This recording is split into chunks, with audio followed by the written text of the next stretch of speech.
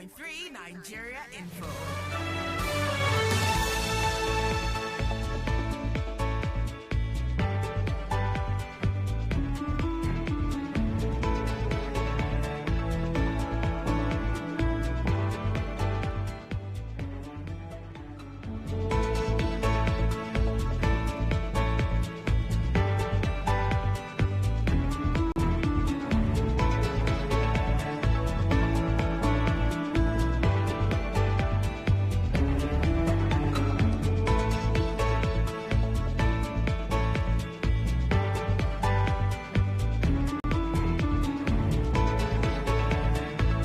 99.3 Nigeria Info Lagos. Good morning to you. Welcome to the second part of Dailies today. We're live from our studios on Etimi and Crescent, Victoria Island, Lagos, Nigeria. It's May Day, May the 1st, 2025.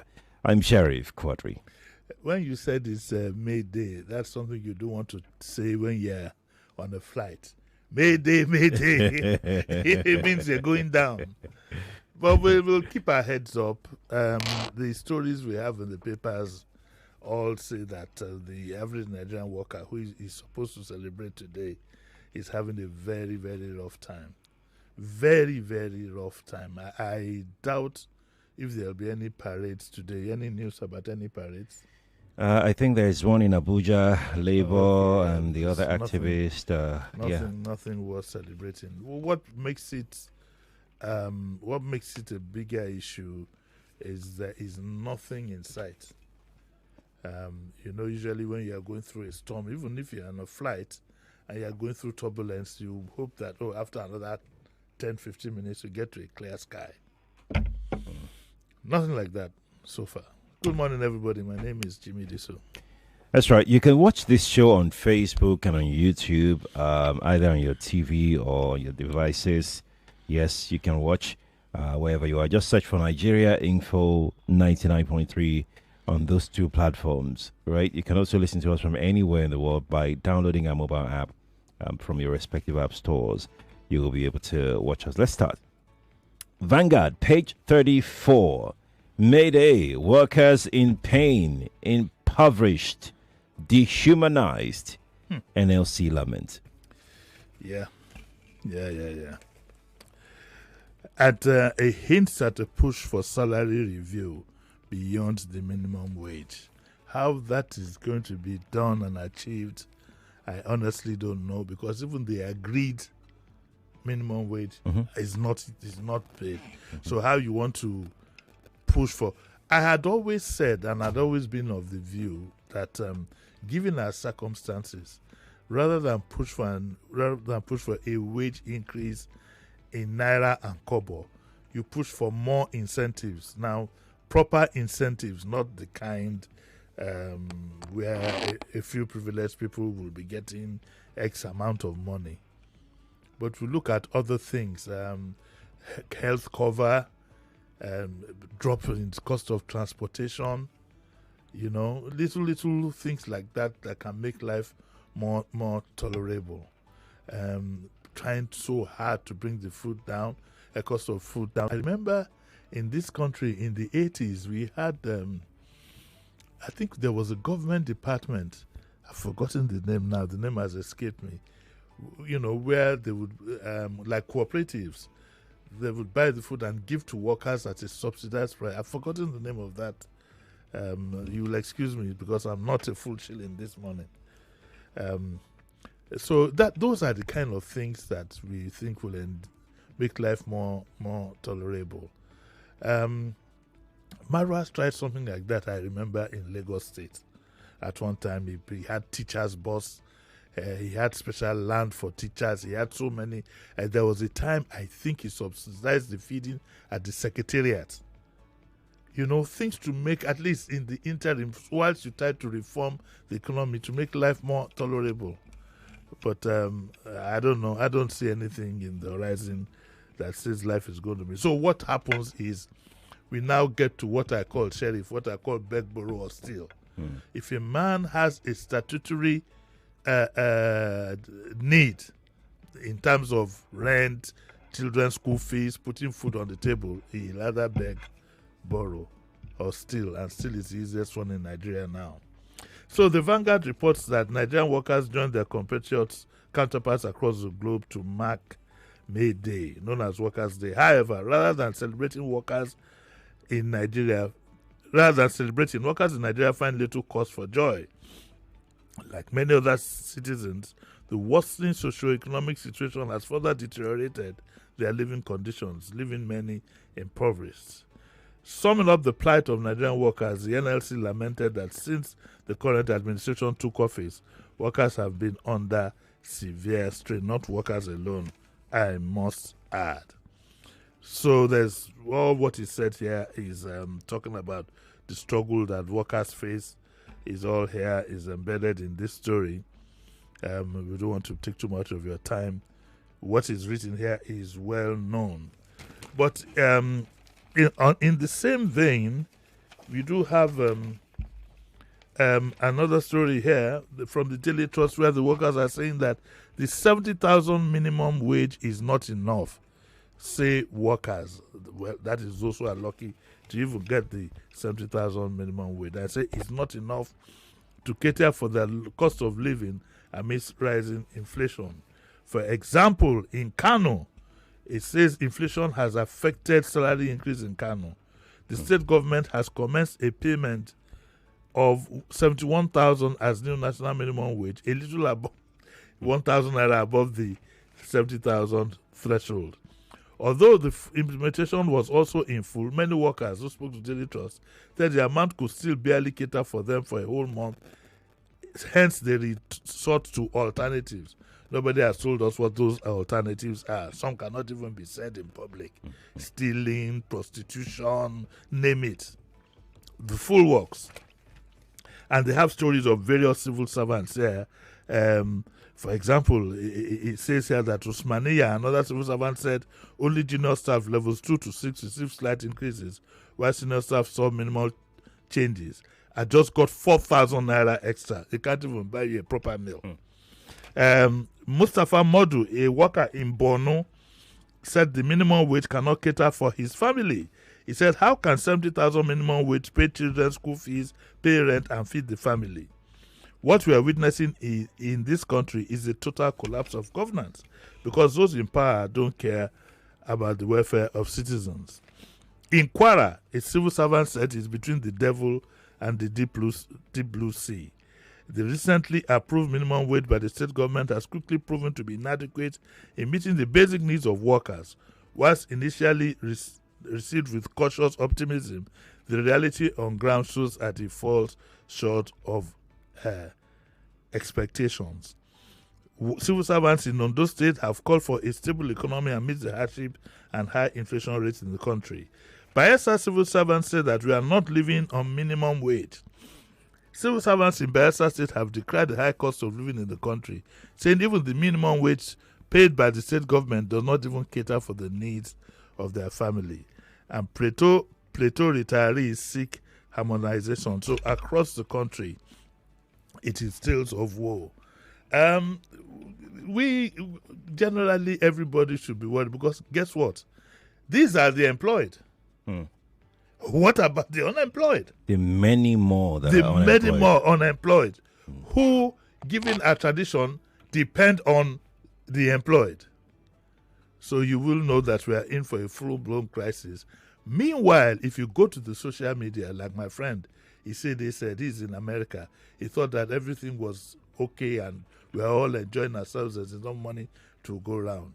The government has to step in to bring some kind of balance in our society. I keep pleading that. Yesterday, 2 days ago, I heard that E-Money was arrested. He was released. And that one, again, was a big celebration among so many people. And nothing against E-Money. Like somebody said, people should be able to spend their money the way they like. I said, no. You have a responsibility to society. You have a responsibility to society not to ignite the very, very bad feelings of people. We plead with our elites to please be more sensitive about this thing, things like money now, water, and all these things in these current times, even our traditional rulers. Our leaders are politicians. We plead that please do not ignite. Nigeria is He just needs a strike of a match, and that's it. And when that happens, or I hope it never does, we don't know who's going to be consumed by such fires, because it is so bad now. It is so bad. I wonder, and I'm saying this with a bit of caution, even those who we expect, those expect to enforce the rule of law in the country, what are they going through? It's good to know those who we license to carry arms and so on and so forth. What kind of pressures are they going through? It's important that we think about these things. May heaven help us all. Amen. Indeed. Happy Workers' Day to all workers, including myself. Why didn't you include? I'm a worker now. You are a retiree. Okay, I'm a pensioner. You're a pensioner. So our own case is even worse. How? The case of pensioners. No. I'm not talking about you. You are not part of. No. I'm a pensioner now. Like, how is your own case worse? The case of us first pensioners. It's not us. God. It's not us. It's not you now. It's us.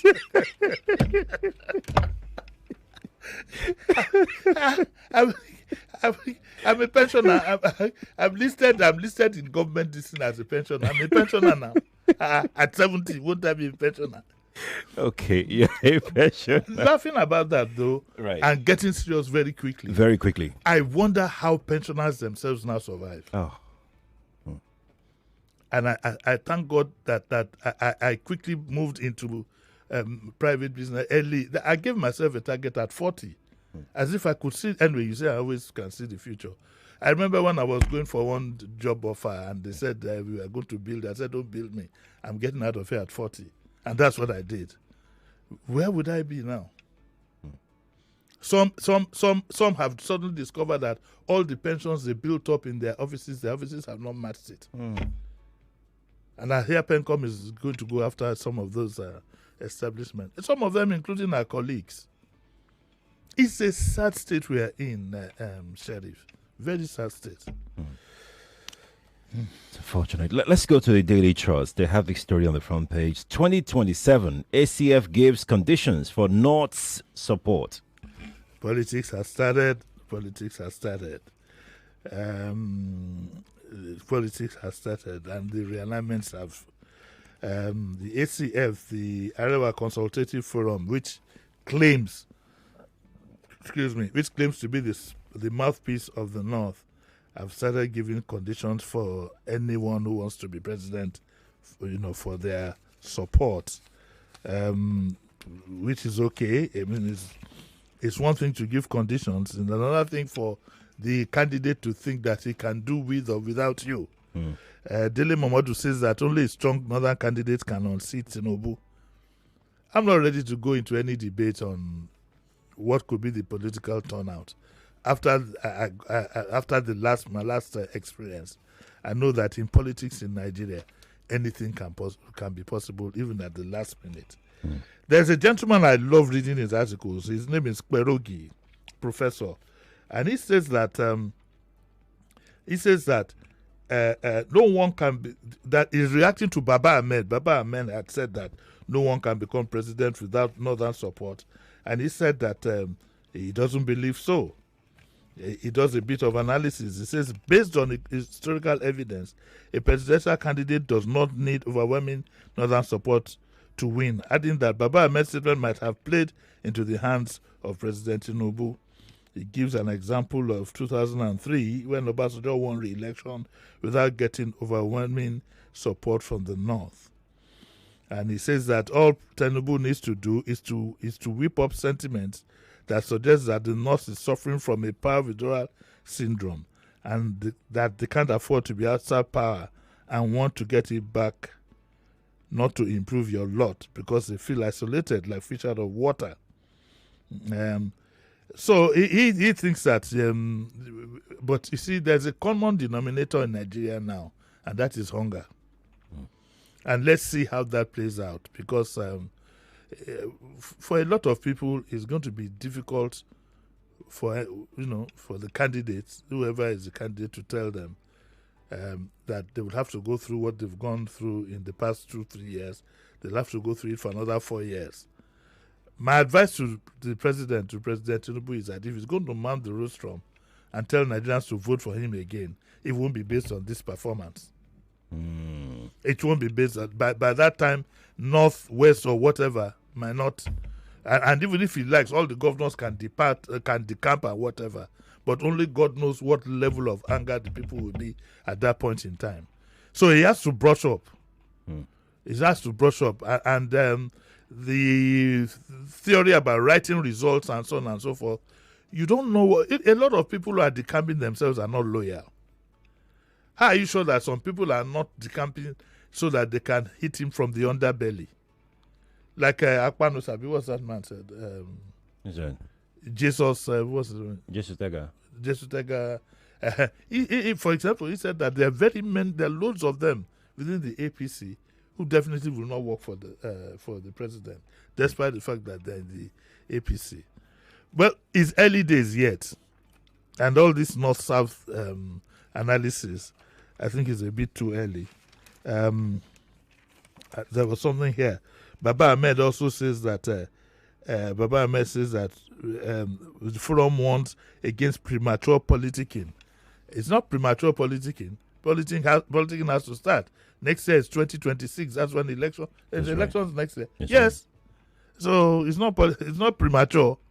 You got to get yourself ready, and that's Generalissimo, that Professor Emeritus in political whatever. He's not going to sit idly by. What do you think Ashwadu will be thinking of? First of all, do you think that he might want to? Do you think he might actually want to run again? I think so. Or put somebody forward? I think he will run again. Do you think that he might not want to take a chance to say that, look, so I wanted to be president, I've been president for 4 years. Now that I've gotten water, let me go and rest the rest of my days.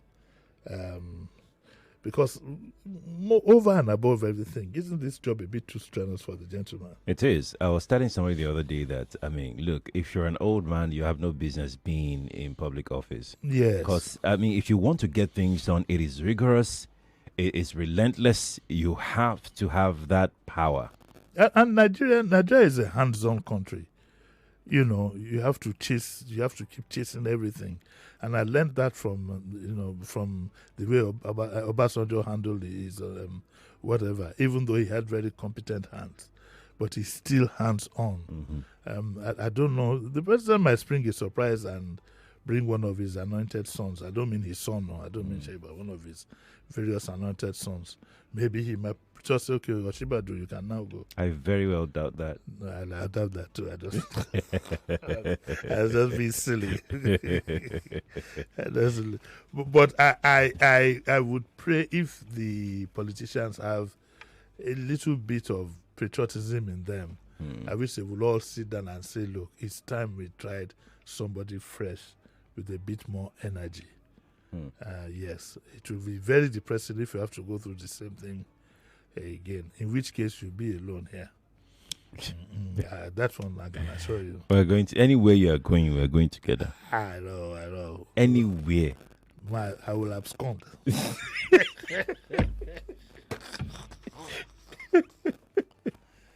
Let's take this story. My favorite person is after you. My favorite person after JD is celebrating his birthday today.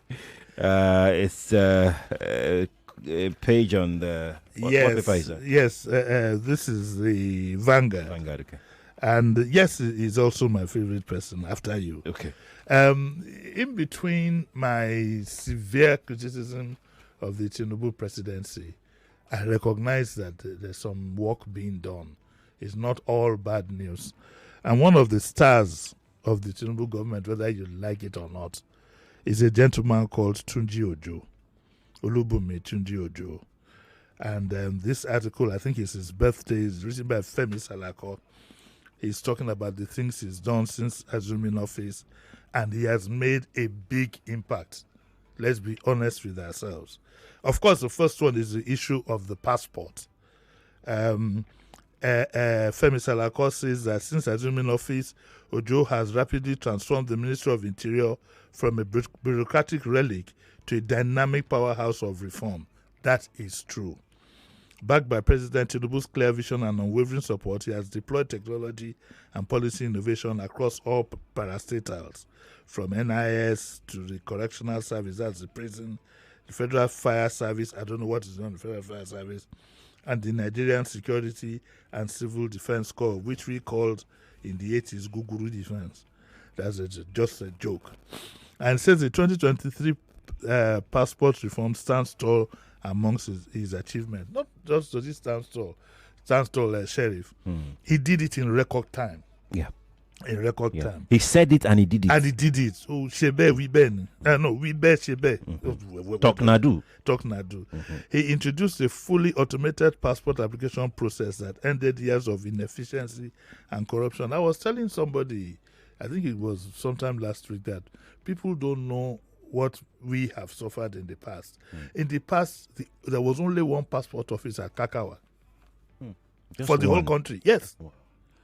And a lot of people that you see today, top politicians are now elite, a lot of them, some of them made their money by just being touts at the passport office.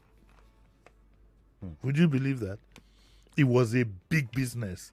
Then gradually, and now it's gotten to a point where I think you can get a passport in 48 hours if you can pay for it. If you can pay for it legitimately. Yeah, and he cleared 204,000 passport backlogs. He cleared them. Not just that, he has also seen the deployment of 40 e-gates across the international airports in Abuja, Lagos, Kano, Enugu, and Port Harcourt. Ghana beat us to it. Ghana had e-gate. So with the e-gate now, you really don't have much business. You shouldn't have much business with immigration. If you've traveled through other countries, especially as a citizen of that country, you see that we've just been punished for nothing. When I get to the UK, I put my passport, the machine opens, off I go. Nobody can say anything. Off I go. In 1 minute, I put it, the door opens. If it shuts, there's somebody said, okay, please quickly come. It checks, and off you go. You know? And he has been able to do that. A lot of people will say, what's the big deal? He did it. He did it. And I think, you see, people, he did it. And on the national ID front, he spearheaded the clearance of 25 million names, modification backlogs, further reinforcing Nigeria's digital governance infrastructure. This gentleman, Tunji Ojo, was born on May 1982 in Oyinyakoko, Ondo State. And his leadership skills were visible very early. From his days, was a senior prefect in Futa Staff Secondary School. I hope that's the school he went to. These things can become a matter of dispute. And he got degrees in electrical and electronics engineering, digital communication and networking, and he built a foundation in innovation. He has 18 professional ICT certifications and became one of the UK's first certified ethical hackers. You see, that's why we're talking about young people. At 24, he was CEO of Matrix IT Solutions. At 24. 24? Yes. You put this kind of man in the driver's seat, you know what you'll get. These are the people like this. Asiwaju should train them and put them forward in 2027. Well, happy birthday to him. I don't know when is his real birthday, but happy birthday to him. And I wish him all the best. And one is proud to have him. At least he's one of the shining stars. Do you know any other shining star in that cabinet? Maybe one or two more. I name them. There's another young guy. Can't remember his own portfolio now. You know, but he's also a young guy. But he stands out from the whole pack. And Festus too is doing fairly well. At least he's now a bit more guarded in his public statements. So yes, but he's doing very well. Okay, let's take this story on page 12 of the Vanguard. Why we retrieved vehicles from Deputy Governor, Rivers Government. I don't know what brief the administrator in Rivers State was given. I don't know what brief he was given. He operates as if he's a perpetual governor, as if he's a replacement. He went after the deputy governor to retrieve some vehicles from him. Why? What for? We thought that all he has to do is to keep the place stable until the political issues are resolved, and the governor will come back and take up his job from there. But he's moving like like he's a statutory governor, and he's not. He is not. A governor has to be elected. So he's gone after the deputy governor and retrieved two Toyota Hilux and one Hiace bus from the premises of the suspended deputy governor. I don't know what briefed this man. I don't know if the Attorney General briefed him. I don't know if he was given a written schedule and told what exactly he's expected to do and what he has the powers to do and doesn't have the powers to do. But he's operating as if he's a full-blown governor. I mean, somebody told him that in 6 months we'll extend it for 2 years. I don't get it. I don't understand. A statement from his office said it was a routine administrative action. Leave the deputy governor alone. He is still the deputy governor. It's a lady. Oh, I'm sorry. It's a lady.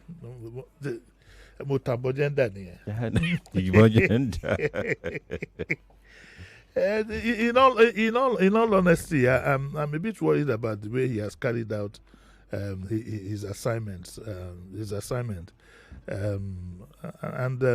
I hope that is resolved very, very quickly. This is something that shouldn't be happening at all. Indeed, I quite agree. Let's take this one last story, then we are done for May Day. Anxiety in PDP as Akwa Ibom governor hints of quitting. There's no need for him to hint. We know he's going. We know he's going. There's nothing left of the PDP, to be honest with you. All the people, some of the people that could have effected change and stability in the party are the ones looking at the other side. And I think we're already agreed as to the thinking of politicians and what drives their actions. So he's a done deal. Akwa Ibom will, from a PDP state, will now become an APC state. At the end of the day, who will be left standing? Do you think PDP can recover from this? They can't. They won't. They can't. PDP is virtually dead. Destroyed completely. They can't. They're in panic mode right now. Who is left? They can't. Maybe it's time for me to bring my uncle here again and ask certain questions. How they hope to survive all this. I don't see them surviving. The rate at which everybody is jumping ship. All right. I'm going to defect to the APC too. From what party? From being on the roadside.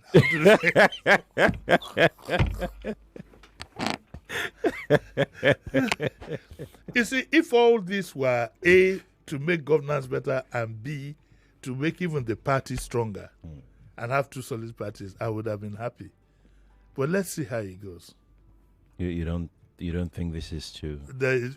Most of them, close to 90% of them, are doing this for self. The EFCC chairman was on TV yesterday. That's very right. Impressive. I liked the things that I heard, but it was difficult to convince me that the threat of the EFCC is not what is galvanizing some of them to quickly join the APC for cover. It's very difficult to convince me otherwise. Indeed. Well, we have to go now. Yes, we must go. You're back at 9? I'm back at 9. There's a bank in Nigeria. One of the staff was caught. He put a camera in the female toilets. Oh, and yeah. I've been filming since. So I have an IT expert. Okay. The bank is they're handling the process because I spoke to them. Oh, and they gave me an assurance. But we just want to do it to enlighten our people about how careful, especially our ladies, should be going to public places. You might need someone before we look for some gadgets. Make sure that all right, they're not being photographed. Okay then, Lagos, thank you for joining us. We appreciate your time. Please stay here, don't go anywhere, because Kofi will return in a moment for the continuation of the Morning Crossfire. Good morning to you.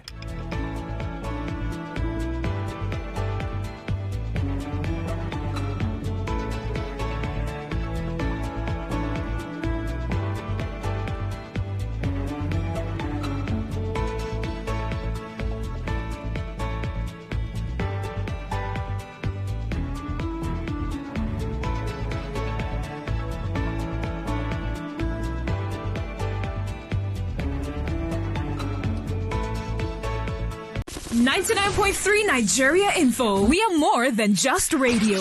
Subscribe to our YouTube channel at Nigeria Info FM. Check us out on Facebook at Nigeria Info 99.3. Follow us on Twitter at Nigeria Info FM and on Instagram at Nigeria Info FM Lagos for live updates as it happens. 99.3 Nigeria Info. Let's talk.